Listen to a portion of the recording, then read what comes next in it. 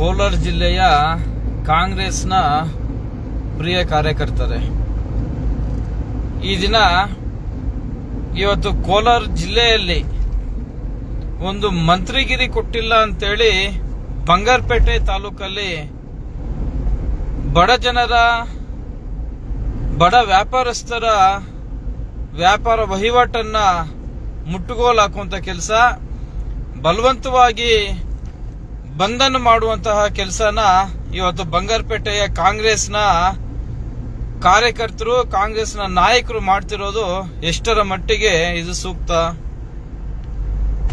ಇವತ್ತು ನಮ್ಮ ದೇಶ ಪ್ರಜಾಪ್ರಭುತ್ವದ ಅಡಿಯಲ್ಲಿ ನಾವೆಲ್ಲರೂ ಬದುಕ್ತಾ ಇದ್ದೀವಿ.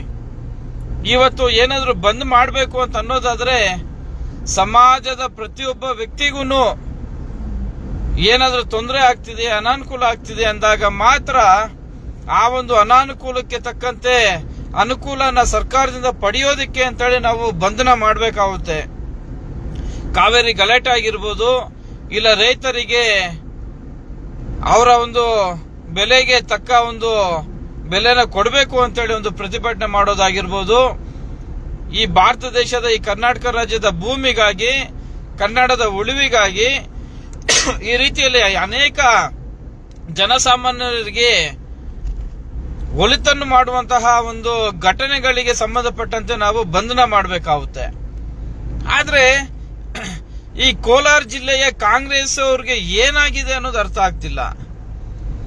ಇವತ್ತು ನಿಮ್ಮ ಒಂದು ಶಾಸಕರಿಗೆ, ಬಂಗಾರಪೇಟೆಯ ಶಾಸಕರಿಗೆ ಮಂತ್ರಿಗಿರಿ ಕೊಡ್ಲಿಲ್ಲ ಅಂತಂದ್ರೆ ನಿಮ್ಮ ಮನೆಗಳನ್ನ ಬಂದ್ ಮಾಡ್ಕೊಳ್ಳಿ, ಸೂತಕದ ವಾತಾವರಣದಲ್ಲಿ ಕೂತಂಗೆ ನೀವೆಲ್ಲ ತಲೆ ಮೇಲೆ ಬಟ್ಟೆ ಹಾಕಿ ಕೂರಿ, ಇಲ್ಲ ಬೆಂಗಳೂರಿನ ನಿಮ್ಮ ಕೆಪಿಸಿಸಿ ಕಚೇರಿಯ ಮುಂದೆ ಹೋಗಿ ಉಗ್ರವಾದಂತಹ ಒಂದು ಪ್ರತಿಭಟನೆ ಮಾಡಿ, ಇಲ್ಲ ನಿಮ್ದೇ ಸರ್ಕಾರ ಇರೋದ್ರಿಂದ, ಕರ್ನಾಟಕ ರಾಜ್ಯದಲ್ಲಿ ನಿಮ್ದೇ ಕಾಂಗ್ರೆಸ್ ಸರ್ಕಾರ ಇರೋದ್ರಿಂದ ವಿಧಾನಸೌಧನ ಮುತ್ತಿಗೆಯನ್ನು ಹಾಕುವಂತ ಕೆಲಸನ ಮಾಡಿ.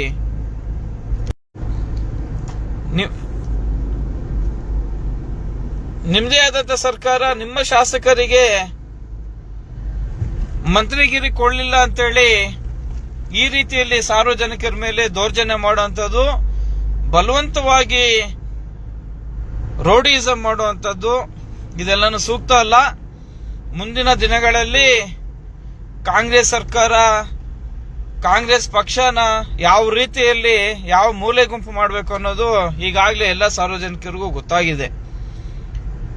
ಇವತ್ತು ಬಂಗಾರಪೇಟೆಯ ಶಾಸಕರಿಗೆ ಮಂತ್ರಿಗಿರಿ ಕೊಡ್ಲಿಲ್ಲ ಅಂತೇಳಿ ಬಂಗಾರಪೇಟೆ ಬಂದ್ ಮಾಡಿದ್ರೆ, ನಾಳೆ ಕೋಲಾರ ತಾಲೂಕಿನ ಶಾಸಕರು ಅವ್ರು ಕೂಡ ಕೋಲಾರ ತಾಲೂಕನ್ನ ಬಂದ್ ಮಾಡಿ, ಕೋಲಾರ ಶಾಸಕರು ಕೂಡ ಮಂತ್ರಿಗಿರಿ ಬೇಕು ಅಂತೇಳಿ ನೀವು ಬಂದ್ ಮಾಡಿ,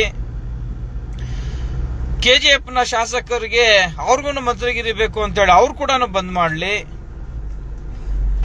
ಮಾಲೂರ್ನ ಶಾಸಕರು ಅವ್ರಿಗೂ ಮಂತ್ರಿಗಿರಿ ಬೇಕು ಅಂತೇಳಿ ಅವ್ರು ಕೂಡ ಮಾಲೂರ್ನ ಒಂದಿನ ಬಂದ್ ಮಾಡುವಂತ ಕೆಲಸ ಮಾಡಿ. ಯಾಕೆಂತಂದ್ರೆ ಈ ಸಂವಿಧಾನ ಅನ್ನೋದು ನಿಮ್ಮ ಅಡಿಯಲ್ಲಿದೆ ಅಂತೇಳಿ ನೀವೆಲ್ಲ ತಿಳ್ಕೊಳ್ತಾ ಇದ್ದೀರಾ, ನೀವೆಲ್ಲ ಭಾವಿಸ್ತಾ ಇದ್ದೀರಾ. ದಯವಿಟ್ಟು ಸಾರ್ವಜನಿಕರಿಗೆ ನೀವು ಒಳಿತನ್ನು ಮಾಡಬೇಕು, ಸಾರ್ವಜನಿಕರಿಗೆ ಒಳ್ಳೇದನ್ನ ಮಾಡಬೇಕು, ಅಭಿವೃದ್ಧಿ ಮಾಡಬೇಕು ಅಂತೇಳಿ ಸಾರ್ವಜನಿಕರೆಲ್ಲನೂ ಸೇರಿ ಸಮಾಜದ ಜನತೆ ನಿಮ್ಗೆ ಮತವನ್ನ ಕೊಟ್ಟು ಶಾಸಕರು ಮಾಡಿರೋದು. ನಿಮ್ಮ ಬೇಳೆಯನ್ನ ಬೇಯಿಸ್ಕೊಳ್ಳೋದಕ್ಕಾಗಿ ನೀವು ಬಂಧನ ಮಾಡೋದು ಇದು ಒಳ್ಳೆಯ ಬೆಳವಣಿಗೆ ಅಲ್ಲ. ಈ ಒಂದು ಬೆಳವಣಿಗೆ ಇವತ್ತು ಬಂಗಾರಪೇಟೆಯಲ್ಲಿ ನಡೀತಿರ್ತಕ್ಕಂತ ಬಂಗಾರಪೇಟೆ ಬಂದ್, ಮಂತ್ರಗಿರಿಗಾಗಿ ಬಂಗಾರಪೇಟೆ ಬಂದ್ ಮುಂದಿನ ದಿನಗಳಲ್ಲಿ ಜನತೆ ಸೂಕ್ತವಾದಂತಹ ಉತ್ತರನ ಕೊಡ್ತಾರೆ. ಅದನ್ನ ನಿಮ್ಮ ಬುಡಕ್ಕೆ ನೀವೇ ಬೆಂಕಿನ ಇಟ್ಕೊಳ್ಳುವಂತ ಕೆಲಸ ಇವತ್ತು ಮಾಡ್ಕೊಂಡಿದ್ದೀರಾ. ಯಾವುದೇ ಕಾರಣಕ್ಕೂ ಸಾರ್ವಜನಿಕರಿಗೆ ತೊಂದರೆ ಕೊಡುವಂತ ಕೆಲಸನ ನೀವು ಮಾಡಿದ್ರೆ ಸಾರ್ವಜನಿಕರು ಸುಮ್ಮನಿರೋದಿಲ್ಲ ಅಂತ ಈ ಸಂದರ್ಭದಲ್ಲಿ ಹೇಳ್ತಾ ಇದ್ದೀನಿ. ಜೈ ಹಿಂದ್, ಜೈ ಕರ್ನಾಟಕ ಮಾತೆ, ಜೈ ಭಾರತ್ ಮಾತೆ.